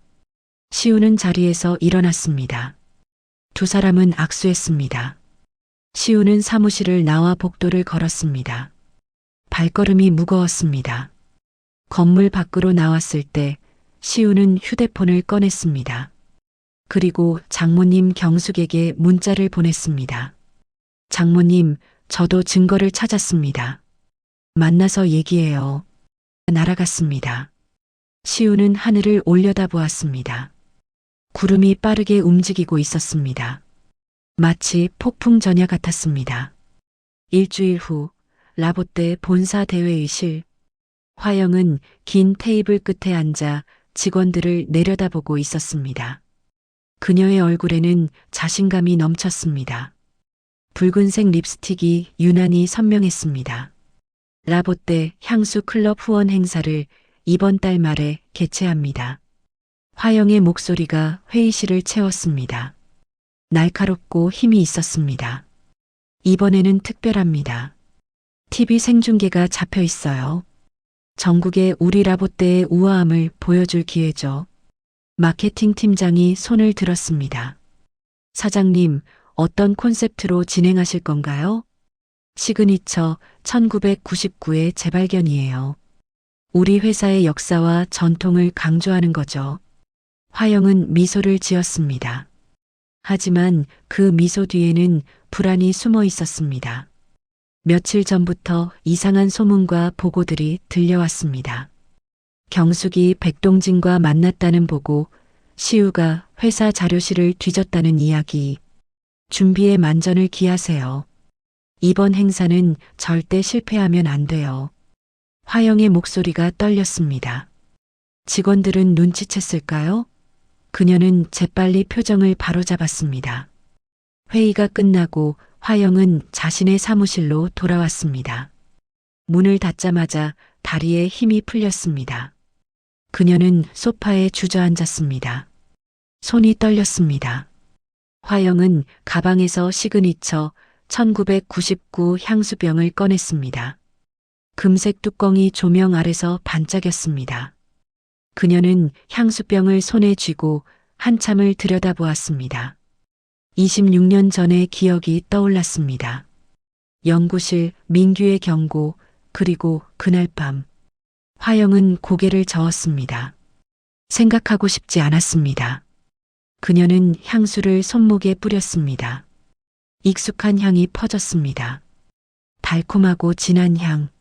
하지만 오늘은 왠지 그 향이 역겹게 느껴졌습니다. 같은 시각 경숙은 백동진과 함께한 신문사 건물 앞에 서 있었습니다. 회색 빌딩이 하늘을 찌를 듯 높이 솟아 있었습니다. 경숙은 손에 든 서류 가방을 꽉 쥐었습니다. 안에는 모든 증거가 들어 있었습니다. 준비되셨어요? 동진이 물었습니다. 경숙은 깊게 숨을 들이쉬었습니다. 네, 시작하죠. 두 사람은 건물 안으로 들어갔습니다. 로비는 넓고 밝았습니다. 사람들이 바쁘게 오가고 있었습니다. 동진은 안내 데스크로 가서 말했습니다. 탐사보도부 김 기자님 찾아왔습니다. 안내원이 전화를 걸었습니다. 잠시 후 엘리베이터에서 40대 중반의 여자가 내려왔습니다. 동진 선배님, 오랜만이에요. 김 기자가 환하게 웃으며 악수를 청했습니다. 동진도 웃으며 손을 잡았습니다. 민주 씨, 잘 지냈어요? 네, 덕분에요. 이쪽은? 민주는 경숙을 바라보았습니다. 경숙이 고개를 숙여 인사했습니다. 문경숙입니다. 저희 사무실로 가시죠. 민주는 두 사람을 15층 탐사보도부로 안내했습니다. 작은 회의실로 들어갔습니다. 민주는 문을 닫고 자리에 앉았습니다. 그래서 무슨 제보신가요? 경숙은 서류 가방을 테이블 위에 올렸습니다. 그리고 안에서 서류들을 꺼내 하나씩 펼쳤습니다. 민주는 서류들을 하나씩 들여다보기 시작했습니다. 처음에는 무심한 표정이었지만 점점 눈빛이 날카로워졌습니다. 그녀는 독성 보고서를 오래 읽었습니다. 이건 민주의 목소리가 떨렸습니다. 라보떼 시그니처 1999에 독성 물질이 들어있다는 거예요? 네, 맞아요. 경숙이 대답했습니다. 그녀는 민규의 음성 파일도 준비해 왔습니다. 시우가 문자로 보내준 파일이었죠. 경숙은 휴대폰을 꺼내 음성을 재생했습니다. 민규의 목소리가 회의실에 울려 퍼졌습니다. 떨리고 불안한 목소리였습니다. LM24의 위험성, 박화영과 강태준의 거부, 그리고 두려움. 음성이 끝나자 민주는 의자에 기댔습니다. 이건 엄청난 특종이에요. 그리고 정말 끔찍한 상황이 펼쳐지겠네요. 민주의 눈이 빛났습니다. 하지만 곧 걱정스러운 표정으로 바뀌었습니다. 그런데 상대가 라보떼예요. 강태준과 박화영. 그들의 영향력을 생각하면 두려우신가요? 동진이 물었습니다. 민주는 고개를 저었습니다. 아니에요. 기자라면 이런 진실을 밝혀야죠. 하지만 조심해야 해요. 증거가 충분한지, 법적으로 문제없는지 확인해야 합니다. 경숙은 민주의 손을 잡았습니다. 제 딸이 그 향수 때문에 쓰러졌어요. 임신 중인데 조산 위험에 처했죠. 더 이상 피해자가 나오면 안 돼요. 민주는 경숙의 눈을 똑바로 바라보았습니다. 그 눈에는 진심이 가득했습니다. 민주는 고개를 끄덕였습니다. 알겠습니다. 기사를 쓰겠어요. 하지만 시간이 좀 필요해요. 제대로 된 팩트 체크를 해야 하니까요. 감사합니다. 경숙의 눈에 눈물이 맺혔습니다.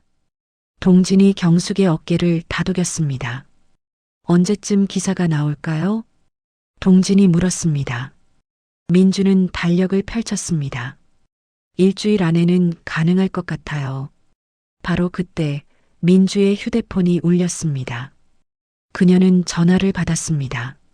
네, 김민주입니다. 전화기 너머로 남자의 목소리가 들렸습니다.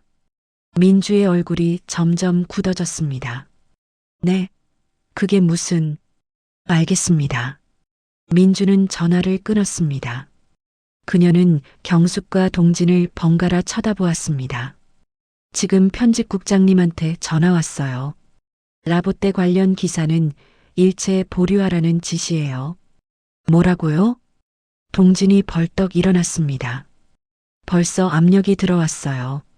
아니, 벌써... 빠르네요. 민주의 목소리에는 분노가 묻어났습니다. 경숙은 주먹을 쥐었습니다. 그럼 어떻게 해요? 일단 기사는 써둘게요. 하지만 당장은 낼 수 없을 것 같아요. 민주는 서류들을 다시 모았습니다. 이 증거들 제가 안전하게 보관하겠습니다. 기회를 엿보다가 꼭 세상에 알리겠어요. 경숙과 동진은 신문사를 나왔습니다. 밖은 이미 어두워지고 있었습니다. 거리의 가로등이 하나둘 켜지기 시작했습니다. 이제 어떻게 하죠? 경숙의 목소리가 작았습니다. 동진은 한참을 생각하다가 말했습니다. 다른 방법을 찾아야 해요. 언론이 막혔으니 직접 나서는 수밖에요. 직접이라니요? 라보떼 후원 행사 말이에요. 생중계된다고 했죠? 그 자리를 이용하는 겁니다. 경숙의 눈이 커졌습니다. 그건 너무 위험해요. 하지만 가장 확실한 방법이에요. 전국에 생중계되는데 그 자리에서 진실을 폭로하면 막을 수 없어요. 동진의 목소리는 단호했습니다. 경숙은 한참을 고민했습니다. 위험했습니다. 하지만 다른 방법이 있을까요? 알겠어요. 그렇게 하죠. 경숙은 결심했습니다. 동진은 고개를 끄덕였습니다. 준비를 철저히 해야 해요. 행사 날짜가 언제죠? 이번 달 말이래요.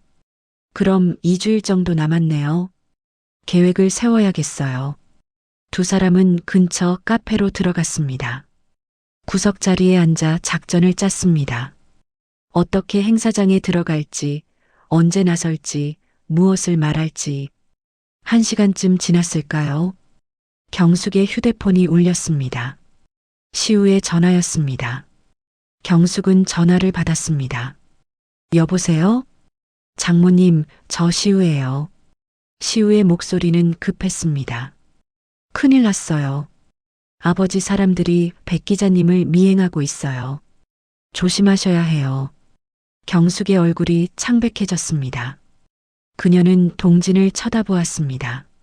알겠어. 고마워, 시우야. 전화를 끊자마자 경숙은 동진에게 말했습니다.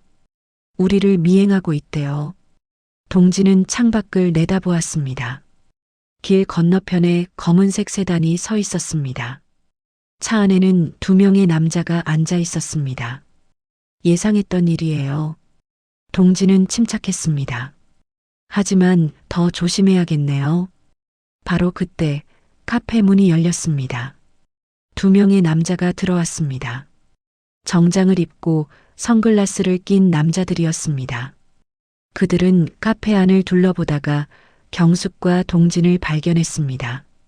남자들이 그들의 테이블로 다가왔습니다. 경숙의 심장이 빠르게 뛰었습니다. 동진은 조용히 휴대폰을 꺼내 녹음 버튼을 눌렀습니다. 한 남자가 테이블 앞에 섰습니다. 그는 선글라스를 벗었습니다. 차갑고 날카로운 눈빛이었습니다.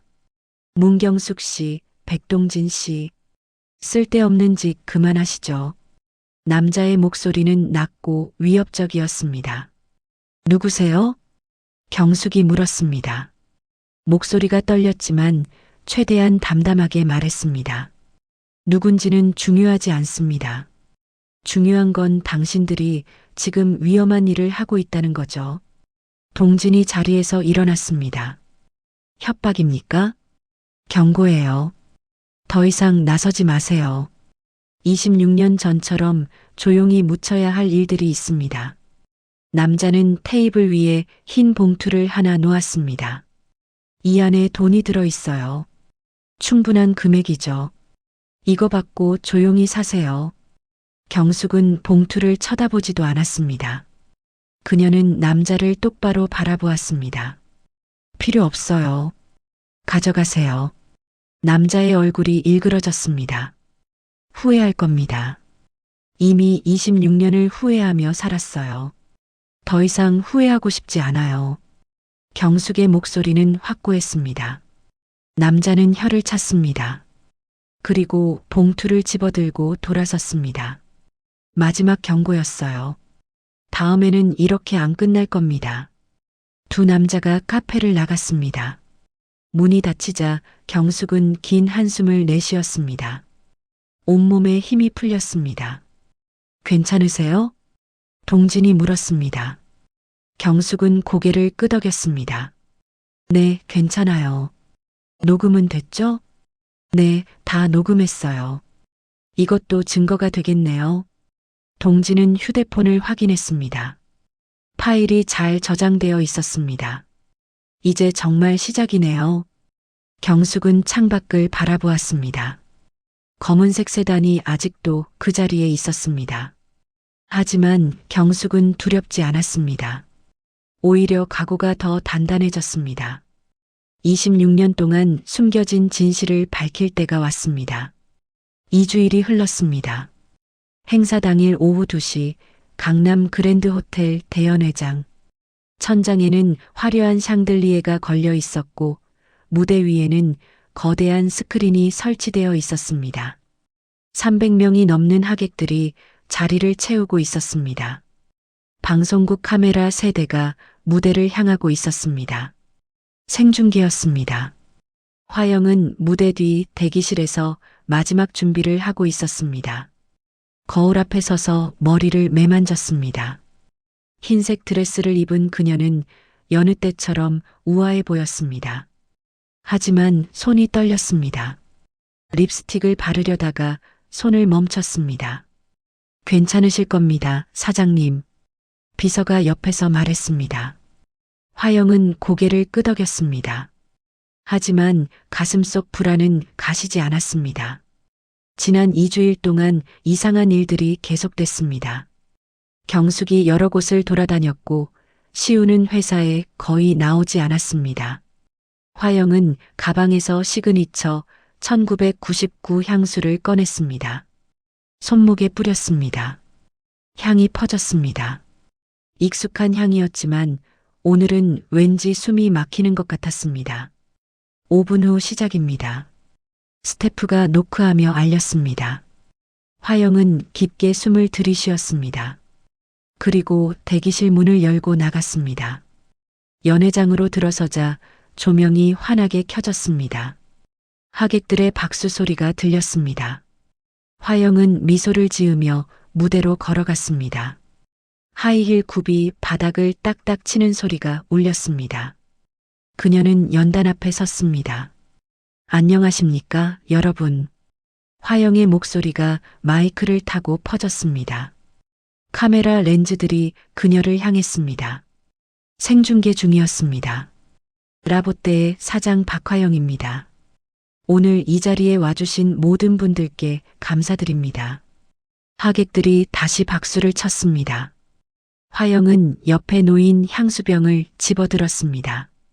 시그니처 1999이었습니다. 금색 뚜껑이 조명을 받아 반짝였습니다. 이 향수는 26년 전 1999년에 탄생했습니다.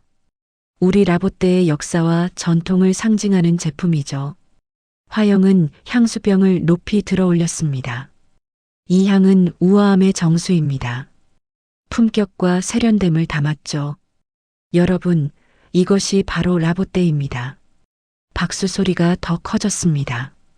화영은 안도의 한숨을 쉬었습니다. 잘 진행되고 있었습니다. 그녀는 준비한 원고를 읽기 시작했습니다. 바로 그때였습니다.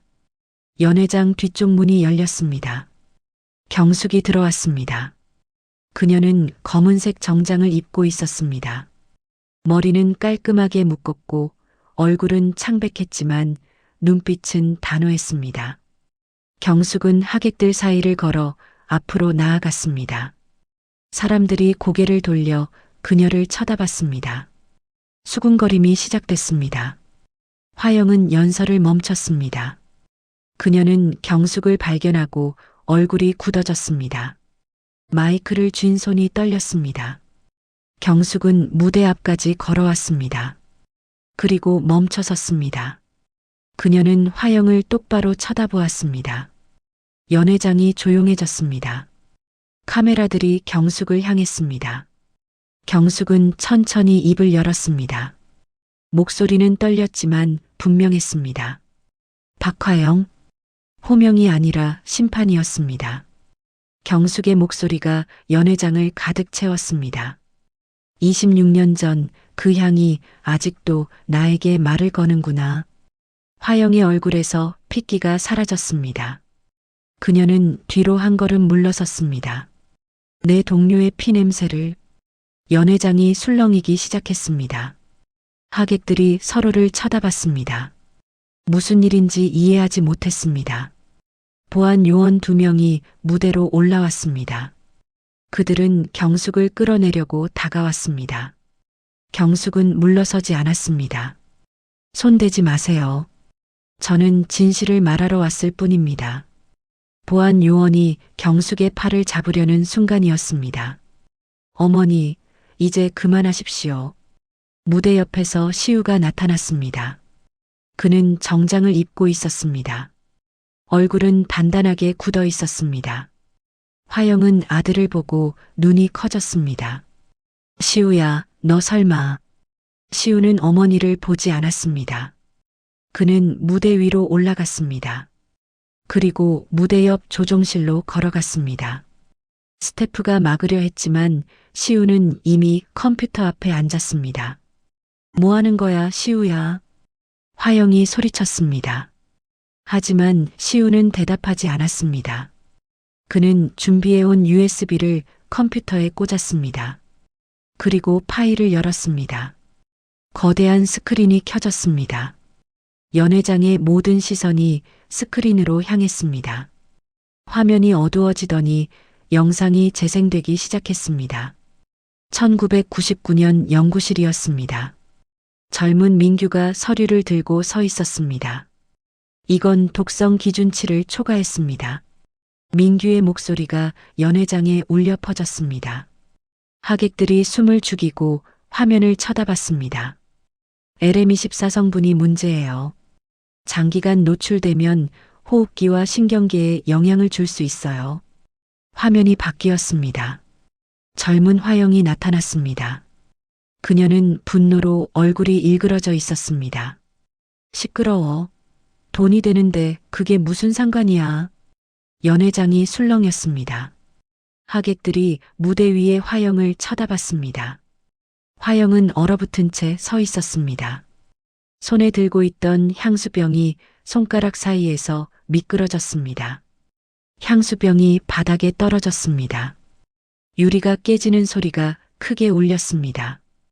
향수가 바닥에 쏟아졌습니다. 달콤하고 진한 향이 무대를 가득 채웠습니다. 화면은 계속 이어졌습니다. 이번에는 병원 영상이었습니다. 의사가 진지한 표정으로 말하고 있었습니다. 산모가 특정 화학 성분에 급성 반응을 보였습니다. 의사의 목소리가 냉정하게 들렸습니다. 이 성분은 시그니처 1999에 포함된 LM24와 일치합니다. 연회장이 완전히 소란스러워졌습니다. 하객들이 일어서기 시작했습니다.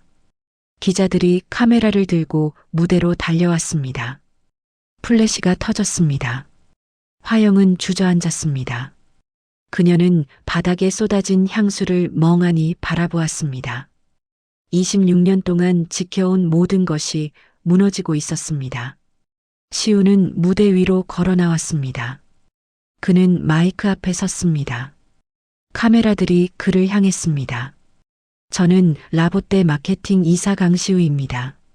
시우의 목소리는 떨렸지만 단호했습니다. 오늘 여러분께 진실을 알려드립니다. 시그니처 1999는 처음부터 문제가 있었습니다. 독성 물질이 포함되어 있다는 걸 알면서도 생산했습니다. 하객들이 충격에 빠졌습니다. 누군가 비명을 질렀습니다. 연회장이 혼란에 빠졌습니다. 그리고 그 사실을 알고 경고했던 연구원 최민규 씨는 의문의 죽음을 당했습니다. 시우는 어머니를 바라보았습니다. 화영은 고개를 들지 못했습니다. 그녀는 두 손으로 얼굴을 가렸습니다. 어깨가 들썩였습니다. 저는 이 회사의 임원이었지만 더 이상 침묵할 수 없었습니다. 제 아내가 이 향수 때문에 쓰러졌습니다. 뱃속의 아이도 위험했습니다. 시우의 눈에 눈물이 맺혔습니다. 이제 모든 걸 바로잡겠습니다. 바로 그때 연회장 뒤쪽 문이 열렸습니다. 경찰들이 들어왔습니다. 제복을 입은 경찰관 4명이 무대로 다가왔습니다. 그중 한 명이 화영 앞에 섰습니다. 박화영 씨 사기와 업무상 과실치사 혐의로 체포합니다. 경찰관은 수갑을 꺼냈습니다.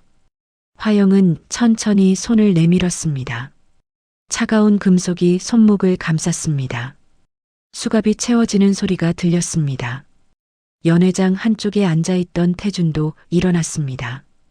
경찰이 그에게도 다가갔습니다. 강태준 씨도 동행하셔야 합니다. 태준은 저항하지 않았습니다. 그는 무대 위의 아들을 바라보았습니다. 시우는 아버지를 똑바로 쳐다봤습니다. 두 사람의 시선이 마주쳤습니다. 태준은 천천히 고개를 숙였습니다. 경숙은 무대 아래에서 모든 걸 지켜보고 있었습니다. 눈물이 뺨을 타고 흘러내렸습니다. 26년 만이었습니다. 26년 만에 진실이 세상에 드러났습니다.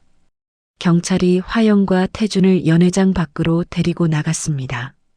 카메라들이 그들을 따라갔습니다. 플래시가 계속 터졌습니다. 연회장은 여전히 혼란스러웠습니다. 하객들이 소리치며 밖으로 나갔습니다. 기자들이 휴대폰으로 통화하고 있었습니다. 방송국 카메라는 여전히 돌아가고 있었습니다. 시우는 무대에서 내려왔습니다. 경숙에게 다가갔습니다. 두 사람은 말없이 서로를 바라보았습니다. 고생하셨어요, 장모님. 시우의 목소리가 작았습니다. 경숙은 고개를 끄덕였습니다. 아니야. 너가 용기를 내준 덕분이야. 시우는 주머니에서 휴대폰을 꺼냈습니다. 아내 지혜에게 전화를 걸었습니다. 신호음이 울렸습니다. 지혜가 전화를 받았습니다. 여보, 나야. 무슨 일이야? 지금 인터넷이 난리야. 지혜의 목소리가 떨렸습니다. 알아. 내가 한 일이야. 당신이? 응. 이제 다 끝났어. 병원으로 갈게. 시우는 전화를 끊었습니다. 그리고 연회장을 나갔습니다. 경숙도 뒤따라 나왔습니다. 밖에는 이미 취재진들이 몰려 있었습니다. 카메라들이 그들을 향했습니다. 질문이 쏟아졌습니다. 사실인가요? 최민규 씨 죽음이 정말 살인이었나요? 라보떼는 어떻게 되는 건가요? 경숙과 시우는 대답하지 않았습니다. 그들은 조용히 차에 탔습니다. 차가 출발했습니다. 뒤에서 플래시가 계속 터졌지만 두 사람은 돌아보지 않았습니다. 차 안은 고요했습니다. 경숙은 창밖을 바라보았습니다. 거리의 사람들이 휴대폰을 보며 놀라고 있었습니다. 이미 뉴스가 퍼진 것 같았습니다. 민규 씨, 이제 편히 쉬세요. 경숙은 작게 속삭였습니다. 그녀의 눈에서 눈물이 흘러내렸습니다. 하지만 이번에는 슬픔만이 아니었습니다. 안도와 해방감이 함께 섞여 있었습니다. 1년이 흘렀습니다. 2026년 봄 노량진 수산시장은 여전히 활기찼습니다. 새벽 4시면 어김없이 형광등 불빛이 켜지고 얼음 위에 반짝이는 생선들이 줄지어 놓였습니다. 상인들의 구성진 목소리가 시장 골목을 가득 채웠습니다. 대성수산도 새 단장을 마쳤습니다. 낡았던 셔터는 새 것으로 바뀌었고 간판도 깨끗하게 다시 칠했습니다. 푸른색 바탕에 흰 글씨로 대성수산이라고 쓰여 있었습니다. 가게 안쪽 작업대도 새로 교체했습니다. 반짝이는 스테인리스 작업대였습니다. 하지만 가장 큰 변화는 경숙의 얼굴이었습니다. 1년 전보다 주름이 조금 더 깊어졌지만 눈빛은 훨씬 밝았습니다. 무거운 짐을 내려놓은 사람의 얼굴이었습니다. 오전 10시 경숙은 작업대 앞에서 도미를 손질하고 있었습니다. 칼날이 비늘을 스치는 소리가 규칙적으로 들렸습니다. 오랜 세월 익힌 솜씨였습니다. 그녀의 손놀림은 여전히 빠르고 정확했습니다. 가게 앞으로 차 한 대가 멈춰 섰습니다. 은색 승용차였습니다. 경숙은 손을 씻고 밖으로 나갔습니다. 차 문이 열리고 시우가 내렸습니다. 그는 캐주얼한 셔츠에 청바지를 입고 있었습니다. 1년 전보다 편안해 보였습니다. 어머님, 시우가 밝게 인사했습니다. 경숙은 미소를 지으며 고개를 끄덕였습니다. 왔구나. 지혜는? 지금 내려요. 조수석 문이 열렸습니다. 지혜가 조심스럽게 차에서 내렸습니다. 그녀는 하늘색 원피스를 입고 있었습니다. 품이 넉넉한 원피스였습니다. 팔에는 하얀 담요로 쌓인 작은 것을 안고 있었습니다. 엄마. 지혜가 환하게 웃었습니다. 경숙은 재빨리 다가가 딸을 꼭 안았습니다. 한 팔로 살짝 안았습니다. 딸이 안고 있는 것을 조심해서였습니다. 우리 딸 많이 좋아졌네. 경숙의 목소리가 떨렸습니다. 기쁨 때문이었습니다. 지혜는 1년 전보다 훨씬 건강해 보였습니다. 얼굴에 혈색이 돌았고 눈빛도 생기가 넘쳤습니다. 네, 이제 완전히 괜찮아요. 지혜가 대답했습니다. 그녀는 팔에 안고 있던 담요를 조금 열었습니다. 안에는 아기가 자고 있었습니다. 작고 보드라운 얼굴이었습니다. 눈을 감고 평화롭게 숨을 쉬고 있었습니다. 경숙의 눈이 커졌습니다. 그녀는 손을 입에 가져갔습니다.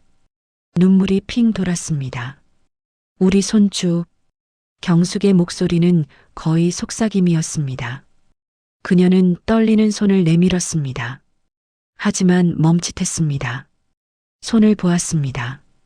아침부터 생선을 만진 손이었습니다. 아무리 씻어도 비린내가 남아 있었습니다. 엄마, 괜찮아요. 안아보세요. 지혜가 아기를 경숙에게 건넸습니다. 경숙은 잠시 망설였습니다. 그리고 다시 가게 안으로 들어갔습니다. 싱크대로 가서 손을 씻기 시작했습니다. 비누를 문지르고 또 문지르며 씻었습니다. 손가락 사이사이를 꼼꼼히 닦았습니다. 한 번, 두 번, 세 번. 경숙은 계속 손을 씻었습니다. 차가운 물이 손을 적셨습니다. 마침내 손을 코에 가져다 댔습니다. 비누 향만 났습니다. 깨끗한 비누 향이었습니다. 경숙은 밖으로 나왔습니다. 지혜가 기다리고 있었습니다. 아기를 조심스럽게 경숙의 품에 안겨주었습니다. 경숙은 숨을 멈췄습니다. 따뜻한 무게가 팔에 느껴졌습니다. 가벼웠지만 소중한 무게였습니다. 아기는 여전히 자고 있었습니다. 작은 입술이 살짝 벌어져 있었습니다. 숨을 쉴 때마다 작은 가슴이 오르내렸습니다. 경숙은 아기의 얼굴을 한참 들여다보았습니다. 손녀의 이름은 민서, 민규의 민자였습니다. 민규 씨의 이름을 넣었어요. 시우가 조용히 말했습니다. 그분이 없었다면 진실도 밝혀지지 않았을 거예요. 그분을 기억하고 싶었어요. 경숙은 고개를 끄덕였습니다. 더 이상 말할 수 없었습니다. 목이 메었습니다. 그녀는 아기를 꼭 안았습니다. 조심스럽게 하지만 단단히 안았습니다. 고마워. 경숙은 겨우 그 말을 했습니다. 시우와 지혜도 눈시울이 붉어졌습니다. 세 사람은 한참을 말없이 서 있었습니다. 아침 햇살이 따뜻하게 그들을 비췄습니다. 안으로 들어가자. 차 한잔 하자. 경숙이 먼저 말했습니다. 세 사람은 가게 안으로 들어갔습니다. 경숙은 아기를 안은 채 작은 테이블에 앉았습니다. 시우와 지혜도 의자를 당겨 앉았습니다. 1년 사이에 많은 게 바뀌었지. 시우가 말했습니다. 그의 목소리는 차분했습니다. 네, 정말 많이 바뀌었어요. 경숙이 대답했습니다. 그녀는 아기의 작은 손을 살짝 만졌습니다. 손가락이 손바닥만 했습니다. 지난 1년은 정말 긴 시간이었습니다. 재판이 있었습니다. 화영과 태주는 법정에 섰습니다. 증거는 명백했습니다. 민규의 음성 파일, 독성 보고서, 경숙의 증언, 그리고 시우가 찾아낸 영상. 판결은 유죄였습니다. 화영은 징역 7년을 선고받았습니다. 태주는 징역 5년이었습니다. 두 사람은 항소하지 않았습니다. 조용히 형을 받아들였습니다. 라보떼는 문을 닫았습니다. 시그니처 1999는 전량 회수됐습니다. 회사는 파산 절차를 밟았습니다. 수십 년 쌓아온 명성이 하루아침에 무너졌습니다. 처음에는 언론의 관심이 뜨거웠습니다. 기자들이 경숙의 가게 앞에 진을 쳤습니다. 카메라와 마이크를 들고 질문을 쏟아냈습니다. 하지만 경숙은 더 이상 인터뷰하지 않았습니다. 할 말은 다 했습니다. 이제는 조용히 살고 싶었습니다. 시간이 지나자 언론의 관심도 식었습니다. 새로운 사건들이 터졌고 사람들의 관심은 다른 곳으로 옮겨갔습니다. 경숙은 다시 평범한 일상으로 돌아갔습니다. 매일 아침 생선을 손질하고 손님을 맞이했습니다. 시우는 라보떼를 떠났습니다. 회사가 문을 닫으면서 자연스럽게 일자리를 잃었습니다. 처음에는 막막했습니다. 하지만 곧 새로운 길을 찾았습니다. 작은 컨설팅 회사에 들어갔습니다. 월급은 예전보다 적었지만 마음은 편했습니다. 어머님, 시장 재건축 계획은 어떻게 됐어요? 시우가 물었습니다. 경숙은 미소를 지었습니다. 백지화됐어. 라보떼가 밀어붙이던 건데 회사가 망하면서 자연스럽게 없던 일이 됐어. 다행이네요. 그러게. 상인들이 다 안심했어. 경숙은 창밖을 바라보았습니다. 시장 골목이 보였습니다. 사람들이 오가고 있었습니다. 장을 보러 온 주민들, 식당 주인들, 관광객들, 노량진 수산시장은 여전히 살아 숨쉬고 있었습니다. 아기가 눈을 떴습니다. 작은 눈이 천천히 열렸습니다. 까만 눈동자가 경숙을 바라보았습니다. 아기는 울지 않았습니다. 그저 경숙을 빤히 쳐다보았습니다. 할머니야, 민서야. 경숙은 작게 속삭였습니다. 아기가 작은 소리를 냈습니다. 경숙은 웃었습니다. 눈가에 주름이 깊게 패였습니다. 하지만 그 주름은 아름다웠습니다. 기쁨의 주름이었습니다. 향수는 사라져도 사람 냄새는 남는 법이란다. 경숙이 아기에게 말했습니다. 아기는 알아듣지 못했을 것입니다. 하지만 경숙은 계속 말했습니다. 할머니 손에서 생선 냄새가 나도 그건 할머니가 너를 사랑하는 증거란다. 지혜가 어머니의 어깨에 머리를 기댔습니다. 시우는 아내와 장모님을 바라보며 미소 지었습니다.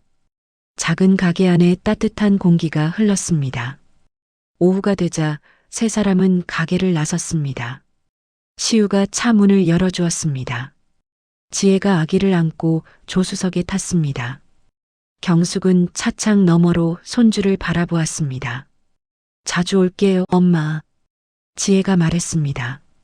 경숙은 고개를 끄덕였습니다. 그래, 자주 와라.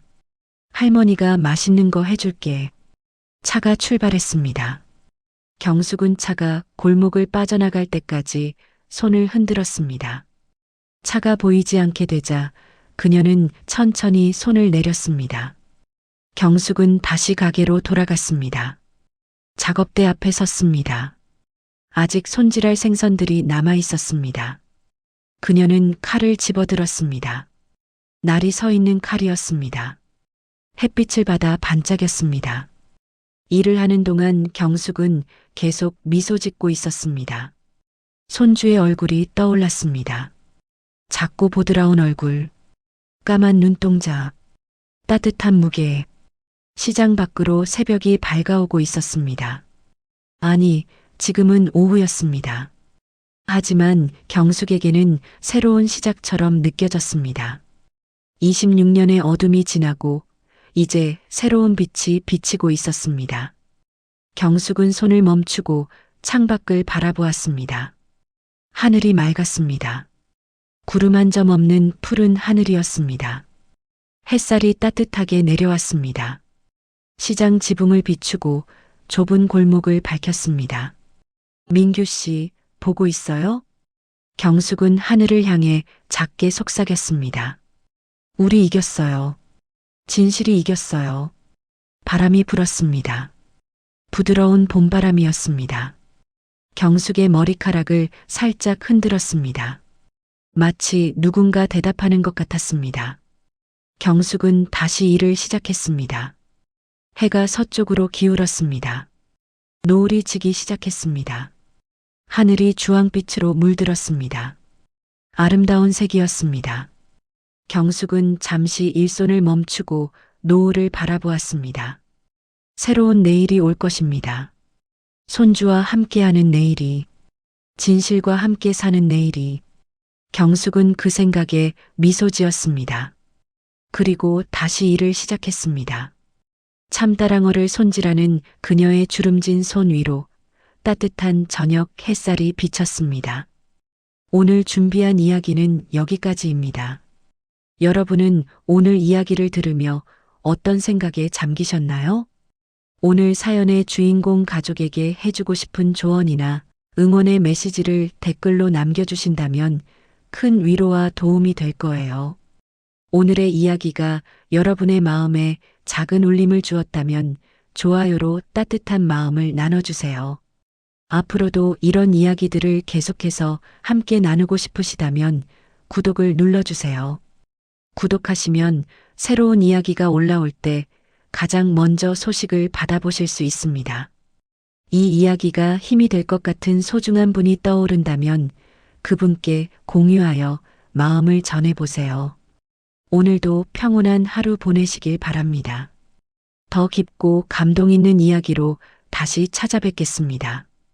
바람 같은 이야기였습니다. 감사합니다.